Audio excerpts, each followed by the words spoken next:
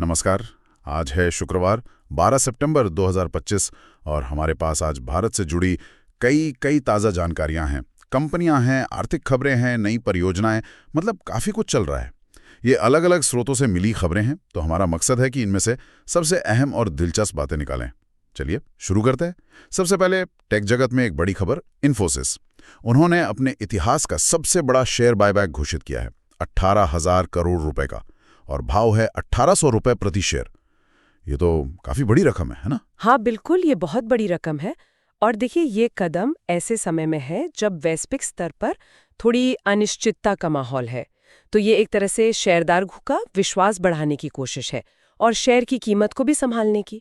अच्छा। दिलचस्प बात यह है कि जहां ओरेकल जैसी पश्चिमी कंपनियां वो एआई और क्लाउड में बहुत निवेश कर रही हैं, वहीं इन्फोसिस जैसी भारतीय कंपनी फिलहाल बायबैक पर जोर दे रही है।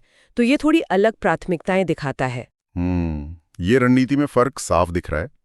अच्छा, अब ऊर्जा क्षेत्र की बात करें, वहां भी कुछ हलचल है? हाँ बिल्कुल, अडानी पावर को मध्य प्रदेश में एक बड़ा थर्मल पावर प्रोजेक्ट मिला है, 1600 मेगावाट का, और इसमें निवेश भी काफी बड़ा है, करीब 21,000 करोड़ रुपए का। वाह। और ऐसा लग रहा है कि कंपनियों के खरीदने बेचने का मतलब अधिग्रहण का सिलसिला भी तेज है।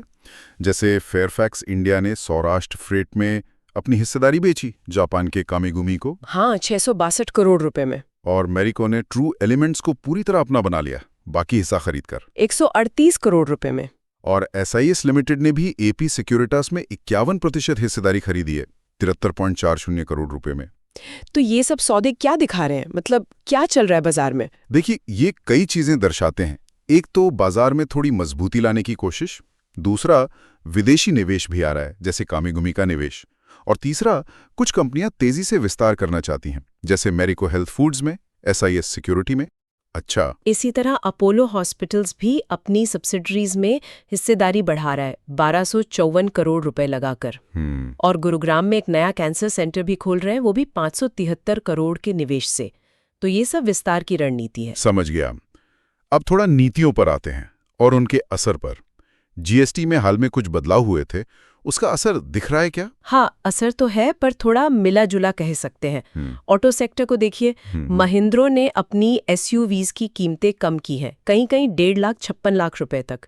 ये ग्राहकों के लिए तो अच्छी खबर है। हाँ, ये तो अच्छी बात है। लेकिन जो डीलर है वो अपने मुनाफे को लेकर थोड़े चिंतित हैं, और दोपहिया वाहनों के लिए ये राहत शायद ज्यादा दिन न चले, क्योंकि जनवरी से नए एबीएस नियम लागू होने की बात है। अच्छा, एबीएस नियम? हाँ, एंटी लॉक ब्रेकिंग सिस्टम। उससे कीमतें फिर बढ़ सकती हैं। और कृषि क्षेत्र का क्या हाल है, वहां भी कुछ असर? वहां भी थोड़ी चिंता है। देखिए, उर्वरकों पर जीएसटी तो घटाया गया, लेकिन उसके बाद करीब 1,300 करोड़ रुपए के इनपुट टैक्स क्रेडिट, मतलब जो टैक्स खरीद पर दिया था और वापस मिलना था, वो अटक गया है। ओहो, तो कंपनियों को दिक्कत हो सकती है। हाँ बिल्कुल। और एफएमसीजी कंपनियां भी नई दरों के हिसाब से कीमतों पर मतलब माथापच्ची कर रही हैं। एक और सरकारी पहल है, वाहन स्क्रैपिंग नीति। हाँ, इससे तो काफी उम्मीदें हैं, सुना है। हाँ, बहुत उम्मीदें हैं। अनुमान है कि पुरानी गाड़ियों को कबाड़ में बदलने से सरकार को 40,000 करोड़ रुपए का जीएसटी राजस्व मिल सकता है। 40,000 करोड़? जी, और करीब 70 लाख नौकरियां भी पैदा हो सकती हैं। तो ये दिखाता है कि एक नीति का असर कितना व्यापक हो सकता है। सही बात है। एक और बात, सेबी ने, मतलब बाजार नियामक ने, बड़ी कंपनियों के लिए मिनिमम पब्लिक शेयर होल्डिंग की समय सीमा बढ़ा दी है। इससे बजाज हाउसिंग फाइनेंस जैसी कंपनियों को थोड़ी राहत मिली है। अच्छा, चलिए अब जरा बुनियादी ढांचे और टेक्नोलॉजी की तरफ चलते हैं। रेलवे सुरक्षा पर काफी जोर दिख रहा है। बीएचईएल को कवच उपकरण लगाने का ऑर्डर मिला है। ये कवच क्या चीज है? हाँ, कवच एक ऑटोमेटिक ट्रेन प्रोटेक्शन सिस्टम है। मतलब ये ट्रेनों की टक्कर रोकने में मदद करता है। तो ये रेलवे सुरक्षा के लिहाज से बहुत अहम है। बिल्कुल। इसी तरह एल्स्टॉम को दिल्ली मेट्रो के रखरखाव का एक बड़ा कॉन्ट्रैक्ट मिला है, 42 मिलियन यूरो का। और यात्रियों के लिए भी एक सुविधा है। आइक्सिगो ऐप पर अब दिल्ली मेट्रो के टिकट भी बुक हो सकेंगे। हाँ, ये ओएनडीसी के जरिए मुमकिन हुआ है, open network for digital commerce. अच्छा, टेक्नोलॉजी में मेक इन इंडिया का भी कुछ जिक्र है? हाँ बिल्कुल।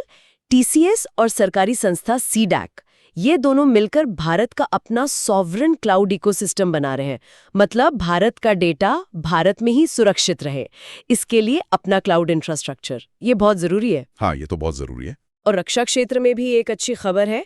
HAL के तेजस MK-1A लड़ाकू विमानों के लिए जो GE इंजन आने थे अमेरिका से, उनकी सप्लाई अब पटरी पर आ रही है। चलिए, अच्छी बात है। सड़क और ऊर्जा में भी काम चल रहा है। हाँ, GR इंफ्रा ने महाराष्ट्र में एक हाईवे प्रोजेक्ट पूरा किया है 907 करोड़ का, और सरकारी कंपनी है EIL इंजीनियर्स इंडिया लिमिटेड, उसे अफ्रीका में एक उर्वरक प्लांट के लिए 618 करोड़ का कॉन्ट्रैक्ट मिला है। अच्छा, ये तो है बड़ी आर्थिक और कॉर्पोरेट खबर है।